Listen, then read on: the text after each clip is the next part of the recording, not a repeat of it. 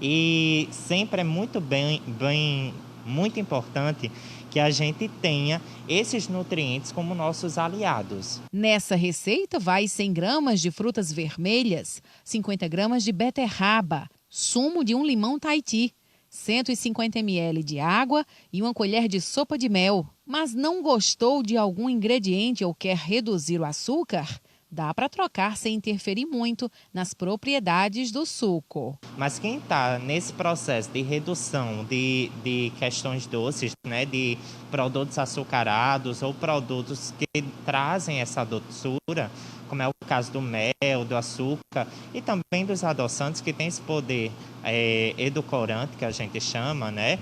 A gente também pode fazer sem esse tipo de ingrediente, porque ele já leva frutas, né, que são naturalmente mais adocicadas, e a gente ainda tem a beterraba, que é riquíssima, né, assim, um açúcar natural. Mas para que o poder das vitaminas chegue por completo no organismo, o consumo deve ser feito de imediato. O ideal é que a gente faça no momento. A gente não faça uma grande quantidade e deixe guardado. Por quê? Porque são nutrientes que são muito sensíveis. E com a luz, né, com a umidade e tudo isso, às vezes eles vão se perdendo. E aí um benefício que seria grande, ele vai reduzir sua proporção. Estava comentando aqui nos bastidores com o Dr. Felipe que eu comecei a gostar, eu tinha ódio de beterraba, comecei a gostar realmente depois da bariátrica. E hoje em dia eu gosto da beterraba crua, da beterraba cozida, em suco, em salada, de todo jeito. Graças a Deus. Olha, gente, o Brasil é o terceiro país com mais casos de diabetes entre crianças e adolescentes. E para falar mais sobre esse tipo de doença, aqui conosco vou estar conversando o endocrinologista Dr. Felipe Menezes. E aí a gente já estava falando alimentação, hormônio, dosagem, tudo está relacionado, né, doutor Felipe? E aí a gente falando sobre a parte da criança e adolescente, a gente pode dizer que se não cuidado desde então, se torna complicado na vida adulta, né? Exato. Eu gostaria de agradecer novamente o convite aqui, doutora Tati, participar novamente. É fundamental a gente dizer que hoje em dia está ocorrendo uma inversão. Antigamente, o diabetes mais comum na infância era o diabetes tipo 1, que era o diabetes autoimune. Por exemplo, a criança tinha uma infecção intestinal e essa infecção intestinal provocava a produção de anticorpos que iriam atacar o pâncreas dela. Hoje em dia, não. O que está mais frequente é o diabetes tipo 2, que está mais relacionado ao ganho de peso, à obesidade. E eu sempre brinco, você veja seu peso antes e após a pandemia. Geralmente, a maioria das pessoas ganham... Muitos pacientes meus disseram, doutor Felipe, eu ganhei mais de 20 quilos depois da pandemia. Então, a gente viu que esse período que ficou em isolamento social, muito tempo dentro de casa, trabalhando no home office, em casa, simplesmente tanto as crianças como os adultos tiveram ganho de peso, pedindo mais fast food, comidas que são de rápida absorção e não são, às vezes, a mais adequada. E esse ganho de peso veio a aumentar o número de casos de diabetes na infância. Eu sempre falo também para as minhas pacientes que as mães chegam logo com a criança gordinha e dizem assim, a culpa é dele, ele simplesmente está comendo isso. Eu já desmistifico logo, mãe, a culpa não é da criança, a culpa é sua. Porque quem faz a compra dentro de casa, o mercado, tudo, é a mãe. Então, ou às vezes o pai, eu sempre pergunto, quem é que faz o mercado, é o pai ou a mãe? Aí geralmente é a mãe, né, a maioria dos casos, às vezes é o pai também. Aí eu digo, ó, o responsável é você. A gente só come, principalmente a criança, o que vê. Então, se está comendo biscoito recheado, se está comendo aqueles salgadinhos industrializados, se a criança vai para o colégio, em vez de comer uma fruta, começa a comprar coxinha, tudo. Então, assim, a questão é os pais que não estão tendo uma vigilância adequada com a criança. Então, sempre bato que o grande vilão não são as crianças, são os pais. É verdade. E aí, doutor Felipe, se tratando desse termo diabetes, qual é realmente o significado dessa palavra? O que é diabetes? Vamos lá. Diabetes, explicando de uma maneira simples, é o aumento do açúcar no sangue, que os tipos de diabetes mais frequentes são tipo 1, tipo 2 e a diabetes gestacional. E tem outros tipos de diabetes, mas que eu não vou abordar hoje. Diabetes tipo 1, como eu já falei, é a presença de anticorpos que o seu organismo produz e destrói seu pâncreas. O diabetes tipo 2 tem origem genética, como tipo 1, e está mais correlacionado ao ganho de peso. Para a gente dar o diagnóstico nesses pacientes, os principais sinais e sintomas são: a criança geralmente ela começa a sentir muita vontade de beber água, mais do que o normal, começa a ir mais vezes ao banheiro urinar, que a gente chama poliúria, que vai várias vezes urinar, às vezes acorda à noite, a mãe começa a perceber que o filho está indo de madrugada umas 3, 4 vezes indo ao banheiro para fazer xixi. A criança começa a ter uma perca de peso inexplicável e sem fazer dieta, e chega para mim no consultório e diz: "Ó, doutor Felipe, estou perdendo peso e não tem justificativo, porque eu não estou fazendo dieta." E quando a gente vai ver, é um diabetes descompensado. Então, quando a gente faz o diagnóstico nessas crianças e quando se enquadra no diagnóstico de diabetes tipo 1, a gente usa a insulina. Antigamente, só para você ver a importância da insulina, quando não existia insulina, 99,9, mas na verdade era 100% das crianças vinham a óbito. Por quê? E adolescentes. Por quê? Simplesmente eles não conseguiam colocar essa glicose elevada para dentro das células, e essa glicose alta provoca inflamação crônica que vem a lesionar o rim, vem a lesionar a visão, por isso que a maioria dos pacientes diabéticos tem cegueira, vem a lesionar, começa a dar um formigamento nos pés, às vezes perde os dedinhos, tem que amputar, quem está com muito tempo de diabetes descompensado. Então, assim, quando não tinha insulina, simplesmente 100% das crianças e adolescentes vinham a óbito. Depois do advento da insulina, que simula a nossa insulina humana, né? Antigamente que vinha de animais, até derivado de animais, aí a mortalidade os pacientes começaram a ter uma sobrevida aumentada. E hoje a gente sabe que os pacientes diabéticos bem controlados, eles têm uma vida normal como qualquer outra pessoa, porém com certas restrições que eles não aceitam muitas vezes, que é fazer a dieta. E às vezes tem alguns estigmas sociais, alguns porque tem que ficar aplicando insulina na frente dos coleguinhas, que é algo que as crianças... Constrangedor, Exato, né? Constrangedor. As crianças todas querem ser semelhantes, mas a gente sabe que nem nossos irmãos são semelhantes, cada um tem uma peculiaridade diferente. Exato. E aí o senhor falando sobre a questão dos sintomas, a questão da criança que urina demais, né? Eu já vi casos de que às vezes respingava a urina no vaso e quando você ia observar depois estava cheio de formiga. Exato. E foi a partir dali que a pessoa começou a desconfiar que ela podia estar com diabetes. Exato. Às vezes tem a glicosúria, que a gente chama, que é a presença de glicose na urina e começa a acumular formigas e a gente desconfia que realmente o paciente pode ser diabético. Hoje em dia a gente tem até uma medicação, mas a gente utiliza mais em adultos, que é da família das glifosinas, canaglifosina, empaglifosina e dapaglifosina. Esses nomes complicados, um dos mecanismos dele de controlar o diabetes é literalmente provocar que a pessoa elimine glicose, esse açúcar, pela urina.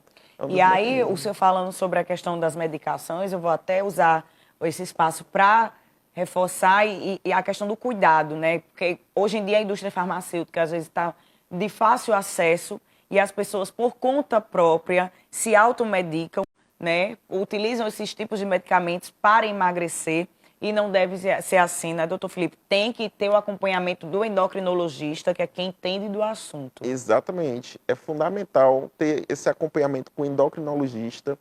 As medicações para emagrecer, como elas têm uma indicação adequada, que é o paciente que tem um índice de massa corpórea acima de 35 com comorbidades, ou um índice de massa corpórea acima de 40. O que é esse índice de massa corpórea? É a relação peso e altura ao quadrado, que a gente faz o cálculo no consultório, quando a gente pede o peso e verifica a altura do paciente. Então, tem uma indicação adequada, porque várias dessas medicações podem ter efeitos colaterais. Então, não é receita de bolo. Tem que ver se o paciente ele tem hipertensão, se ele tem histórico já de cálculo renal, se ele tem histórico de glaucoma, se o paciente ele já tem alguma questão de uma constipação importante. Então, porque cada medicação dessa vai atuar de uma forma distinta. A diabetes ela pode ser assintomática? Sim, boa pergunta. Você não sentir nada, absolutamente nada, e num exame de rotina, por exemplo, descobrir? Exatamente, boa pergunta. 99%, é porque a gente não gosta de falar 100% na medicina, mas 99% a 100% dos pacientes com diabetes tipo 1 têm esses sintomas que eu já citei.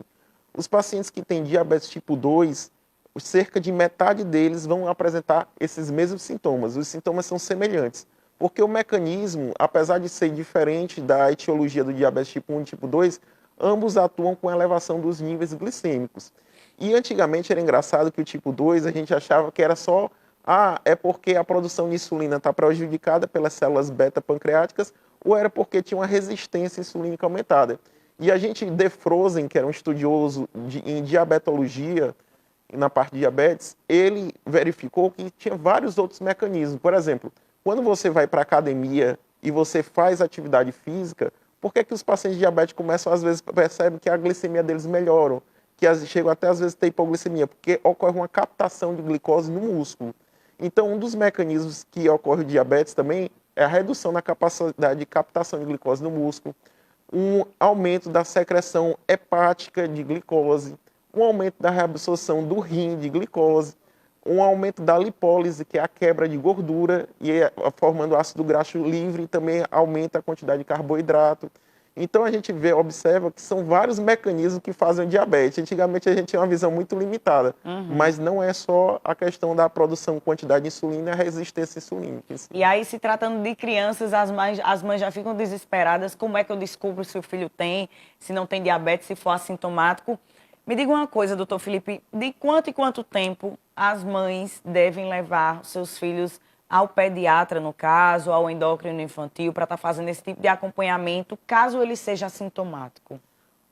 Pronto, em primeiro lugar, se ele for assintomático, mas existe a suspeita, ela deve levar imediatamente para o médico. Se ele começou a beber muita água, além do normal, fazer mais xixi, além do habitual, perda de peso inexplicável, e essa criança, chegando no consultório, o endocrinologista ou endocrinopediatra, que o endocrinologista também atende a parte de endocrinologia pediátrica, né? Aí esse médico ele vai solicitar exames para dar o diagnóstico. Sendo diagnosticado, se o paciente ele for bem controlado, a glicemia, os níveis glicêmicos dele, que a gente mede por um examezinho que chama hemoglobina glicada, que é a média da glicemia dos últimos 3 meses. Se for bem controlado, 2 vezes por ano. Se for um paciente mal controlado, é a cada 3 meses o acompanhamento. Entendi. E aí a gente tem agora uma série de coisas. Alimentos diet, alimentos light. É verdade que todos os alimentos no nosso organismo, no final da sua digestão, viram açúcar. E aí as pessoas têm que começar a se atentar. Não é porque eu sou diabética que só o açúcar que eu tenho que evitar? É importante falar que, assim, o excesso de carboidrato no organismo, ele se transforma em gordura. Porque, assim, o organismo entende, como antigamente, que a gente pode passar por uma situação de necessidade de energia. E o que gera energia rápida para o organismo e para o cérebro que ele gosta é o carboidrato. E a fórmula de ele acumular essa energia é na forma de gordura. Então, quando você come carboidrato, muito carboidrato, parte dessa energia vai ser utilizada para produzir o ATP, que é a adenosina trifosfato, que é a nossa molécula de energia, e que vai permitir que a gente faça todas as nossas atividades do cotidiano, e parte da energia desse carboidrato vai ser transformada em gordura, armazenada em gordura. Então, o grande problema é o excesso, porque esse excesso de carboidrato, além de questão de ter um aumento na gordura, na circunferência abdominal, vai provocar aumento com a obesidade, aumento do risco de ter hipertensão, diabetes, provoca o que chama de síndrome metabólica. E o que é essa síndrome que toda vez eu bato, em todos os programas eu falo dela, é uma síndrome que aumenta o risco de você ter um infarto, de você ter um AVC, e isso daí são as principais causas que mais matam a partir dos 40 anos de idade. O nordestino ama o tal do cuscuz, né? E aí, se a gente parar para analisar, o cuscuz é o quê? Carboidrato. Carboidrato, creio que simples, né? De rápida absorção. Sabe. E aí, como é que vira essa bagunça no nosso organismo? A gente pode comer cuscuz, não pode? Eu sempre falo, o paciente diabético faz muito essa pergunta para mim, muito frequente. Doutor Felipe, é porque às vezes eu quero comer um chocolatezinho, eu quero comer uma coisa diferente, uma pamonha nesse São João, uma canjica. Eu sempre digo, não tem problema nenhum, desde que o paciente diabético ele pode comer sim, porém em pequena quantidade. O segredo não é o que você come, é quanto você come. Porque também é muito chato você chegar e fazer uma restrição que o paciente não possa comer nada, tá entendendo? Então ele fazendo uma dieta adequada, combinando também com o nutricionista, que é uma peça fundamental nesse tratamento do diabetes. Então, fazendo a quantidade adequada de carboidrato, ele pode sim comer uma pamonha, comer um cuscuz, comer um chocolate, tá certo? Agora, é claro, eu indico algumas marcas que são zero açúcar, carboidrato, porque os alimentos diet, tanto as bebidas diet, ultimamente estão apresentando um sabor muito bom que às vezes nem percebo. Eu, quando eu utilizo, nem sei a diferença se é um alimento diet ou se é um alimento que não é diet. E aí, doutor Felipe, a questão da genética, ela tem uma característica, da diabetes, ela tem uma característica genética, podemos dizer assim? Sim, com certeza. É tanto que uma das características do screening do diabetes é o seguinte, do diabetes tipo 2.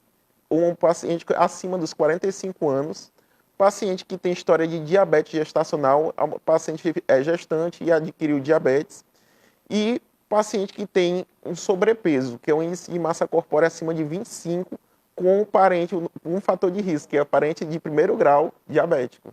E Então, aí as mães que têm a diabetes gestacional, o bebê ele pode nascer já com a diabetes? Boa pergunta, sim, pode nascer, o bebê pode ter diabetes. É por isso que, quando eu sempre falo para as mães, mãe, tem que evitar de comer muito nessa época da gestação. Sei que é difícil, mulher tem aqueles desejos da gestação, né? Exato.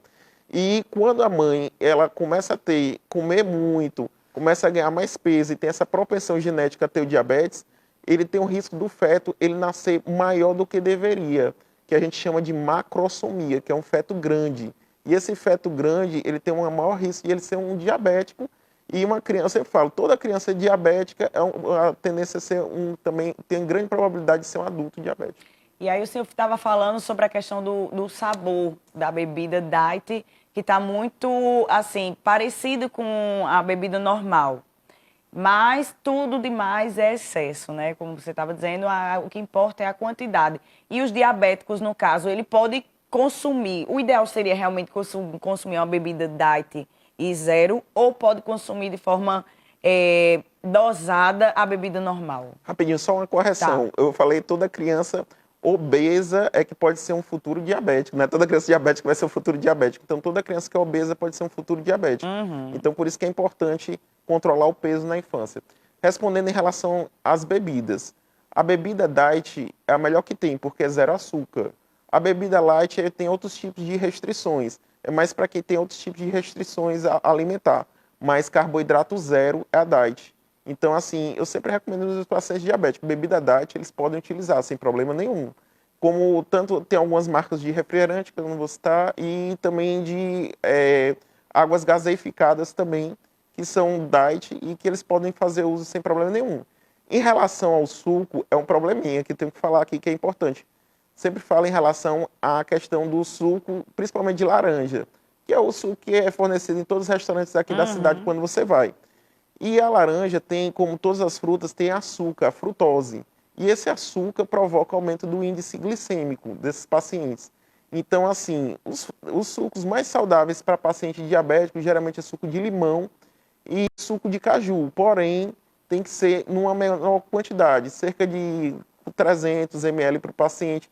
Não passar de não tomar mais de um copo, porque quando começar a tomar vários copos, são mais frutas que são necessárias e mais açúcar também. E o problema do suco de laranja é que ele não é misturado geralmente com água nos restaurantes, né?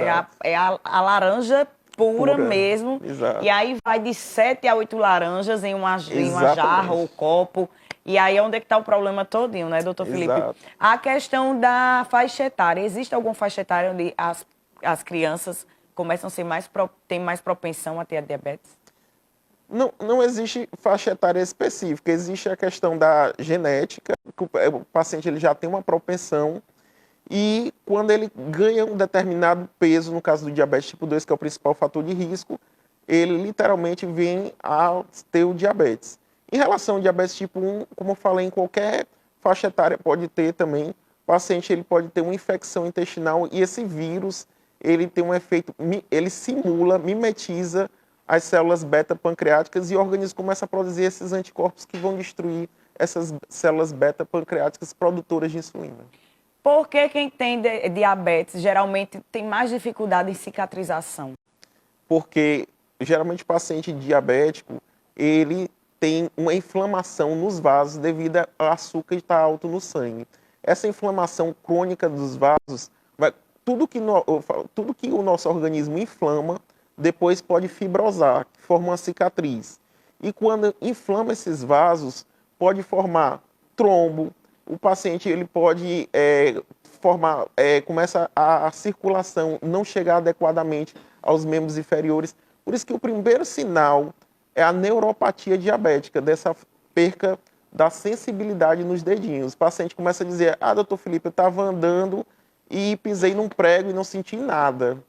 E quando a gente vai ver, o paciente já tem neuropatia diabética, que é a perca da sensibilidade. A gente faz um testezinho com o monofilamento, que é um aparelhozinho, e quando a gente detecta essa neuropatia, a gente orienta, tanto tem que fazer um melhor acompanhamento dos níveis glicêmicos dele, como também tem medicações para tentar lentificar esse processo da neuropatia diabética. E quando o paciente está em grau avançado, essa lesão dos vasos, começa a ficar escurecer os dedinhos porque o sangue não chega neles. E aí, em alguns casos, quando já escurece, que a gente chama necrosa, quando necrosa não tem mais vascularização, tem que amputar. Doutor Felipe, muito obrigado pela sua participação aqui no Saúde Você. É sempre um prazer recebê-lo e sempre com dicas preciosíssimas para quem está em casa, viu? Eu que agradeço novamente a participação e estou à disposição. Sempre que eu não precisar, estou aqui. Maravilha. E agora a gente vai para um breve intervalo, daqui a pouco a gente está de volta.